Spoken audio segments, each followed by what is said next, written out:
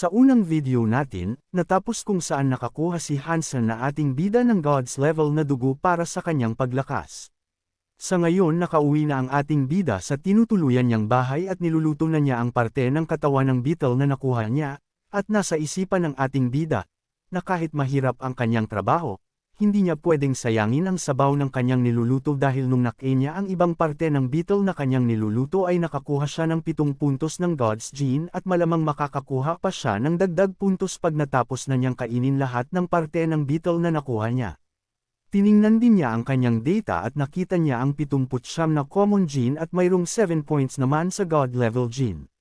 Sa gitna ng pag-iisip niya, naalala niya bigla na meron pala siyang nakuha sa katawan ng beetle na parang marmol at may blue itong color na kumikinang. Tiningnan niya ito at naisip niya may kakaiba daw dito at napansin din niya na parang hindi daw ito galing sa insekto kung saan niya nakuha. Hindi naman namalaya ng ating bida na ang kanyang ikinulong na beast ay may pagnanasa na ito sa hinahawakan niyang bagay at sa hindi niya malaman bigla inabot ng beast gamit ang dila nito at kinuha ang bagay na hinawakan ng ating bida. Habang ang ating bida naman ay nabigla at kung ano daw ba ang nangyari. Ang beast naman ay sarap na nilamon ng parang marmol, nakita ito ng ating bida at malakas niyang sinabi na bilis at idora daw ng beast ang bagay na kanyang kinain. Ang beast naman ay nagkukunwering hindi gumagalaw, nagtataka naman ang ating bida kung bakit daw hindi gumagalaw ang beast, kung patay na ba daw ito. Bigla namang nagbago ang aura ng beast. Ang ating bida ay nagulat sa kanyang nakita habang ang beast ay biglang umatake sa ating bida. Buti na lang at mabilis ang ating bida at nailabas niya ang kanyang dagger at nataman niya ang beast na biglang nagwala. Dahil sa tama ng dagger sa ating bida sa beast, nawalan ito ng buhay sa harapan ni Hansen, habang ang ating bida naman ay hindi pa rin makatayo mula sa pagkakabagsak sa pag-atake ng kinulong niyang beast at dahil na rin sa gulat. Bigla namang lumabas sa kanyang harapan ang window notification niya na nagsisibing successful siyang nakahunt ng isang jade primitive na quillin at ang pagkonsumo nito ay makakakuha siya ng 0 to 10 puntos ng primitive na gene. Lumabas naman ang pawis ng ating bida habang iniisip niya na, hindi makapaniwala dahil para sa kanya mas baba pa daw sa primitive ang rank ng beast na yon. Subalit naisip niya na baka daw dahil sa nakain ng halimaw na yun ang hinawakan niya na bagay kanina kaya nag-evolve bilang primitive level at yun ang dahilan kung bakit inatake siya ng biglaan. Dali-dali namang binutasan ng ating bida ang katawan ng halimaw para kunin ng ating bida ang jade na blue para sa kanya. Napamura naman ang ating bida habang napatanong kung magiging God Blood Ray din ba yung level ng halimaw na yun dahil sa jade na nakain niya.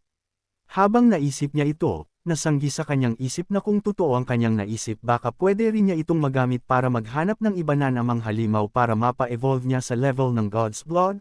Sa pamamagitan nito makakakuha siya ng mga puntos na at makakakuha siya ng madali habang sinasabi niya itong nakangiti na kinikis ang jade. Lipat naman tayo sa ibang scene kung saan ito ang bahay ng ating bida sa Star of Lucia Hansen's house. Sinasabing tapos na raw sila magbayad ng kanilang nautang pero gusto pa ng nautangin nila na pati ang bahay nila ay mumonopolyo ng mga hanggal.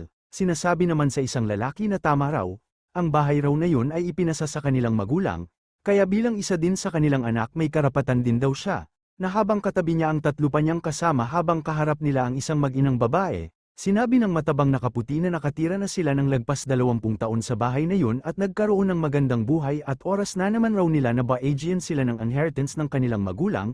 Ito pala ang ikalawang uncle ng ating bida habang ang kasama naman nitong babae ay auntie din ng ating bida.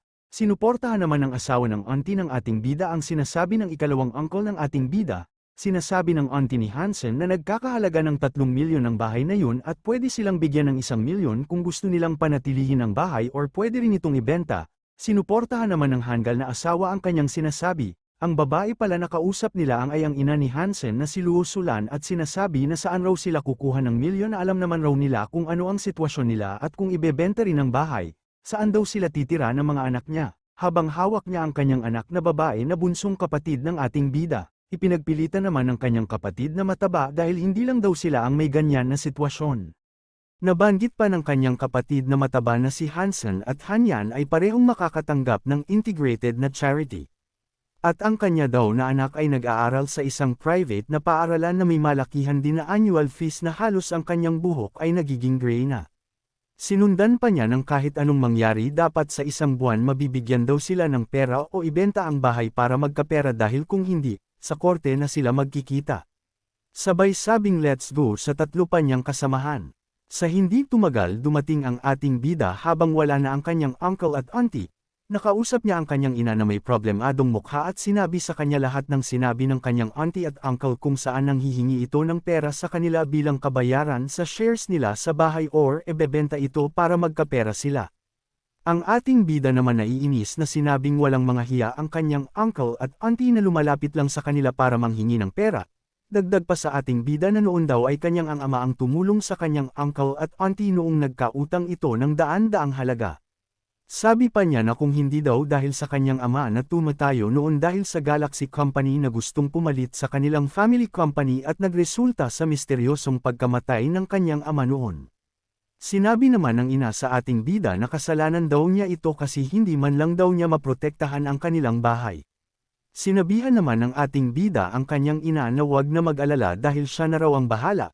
Sinabihan niya na rin daw ang isa pang uncle niya na isang lawyer na nagngangalang Zhang patungkol sa problema nila. At mayroon na daw paraan para meresolba ang problema na ito. Naluha naman ang ina ng ating bida habang tinatanong ang ating bida kung totoo ba, at kung totoo man ay maganda na rin. Sa isipan naman ng ating bida habang patalikod na, itong mga assholes na ito na nagtatangka na ebuli ang kanyang ina ay hindi raw niya hahayaan na mangyari. Lumipas ang oras sa Star of Lucia sa Galaxy Station Steel Armor Sanctuary Transport Hub, andin ang mga kilalang mga tao tulad ng CEO ng Atlas Enterprise, Joe Yalong na nakamplete na ang Third Evolution, at nakapasok na rin sa Fourth God Sanctuary at naabot na ang demigod na status.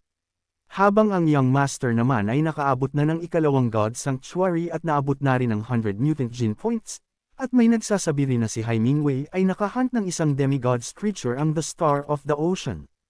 Habang ang ating bida ay naglalakad lang. Sa isip-isip ng ating bida sa estimate, ang isang tao ay mag-evolve ng 4 na beses at papasok ng ikalimang God's Sanctuary sa ika-10 taon. Dagdag pa sa isipan ng ating bida na sa evolvers, transcendent at demigods. Sa pamamagitan ng kanyang jade maaabot rin niya ang level na yan. Sa isip ng ating bida na kahit meron na siyang God's level na dugo ang pagkuha ng points nito sa maikling panahon ay napakahirap din, gayunpaman daw ay may pag-asa pere naman na makakuha siya ng 100 points sa primitive at mutant na gene points. Habang ang ating bida ay nakasakay ng train, sinasabi niya na magtatanggo siya sa Windfall Valley at gagamitin niya yun para magkapera. Sa ngayon ang priority ng ating bida ay magkapera para mabayaran niya ng 2 milyon ang mga hanggal niyang uncle at auntie. Dito natapos ang ikalawang chapter ng ating kwento na pinamagatang Super Gene. Abangan nyo din ang ikatlong chapter dahil masasaksihan nyo ang bakbakan ng ating bida. Salamat sa panunood mga idol.